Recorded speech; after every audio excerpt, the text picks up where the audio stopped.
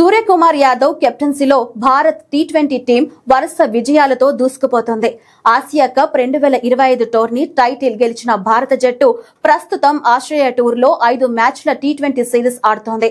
అయితే Gautam Gambhir head coach గా మారిన తర్వాత టీమిండియాకి Shubman Gill one day, test captain గా మారాడు. 2026 టీ20 వరల్డ్ కప్ ముగిసిన తరువాత శుభమన్ గిల్ కి టీ20 కెప్టెన్సీ కూడా ముట్టజెప్పాలని చూస్తోంది బీసీసీఐ. అవును, శుభమన్ గిల్ ని ఎలాగైనా టీ20 టీంలో ఇరికించడానికి అతన్ని టీ20 వైస్ కెప్టెన్ గా మార్చింది బీసీసీఐ. శుభమన్ గిల్ ని టీ20 టీంలో పెట్టేందుకు బీసీసీఐ చేసిన మార్పులు టీమిండియాని తీవ్రంగా ఇబ్బంది పెడుతున్నాయి. ఇంతకు ముందు అభిషేక్ శర్మ, సంజు శాంసన్ టీ20లో ఓపెనింగ్ చేసేవాళ్లు. శుభమన్ గిల్ ని ఓపెనర్ గా మార్చడంతో సంజు శాంసన్ ఓపెనింగ్ పొజిషన్ ని కోల్పోయాడు.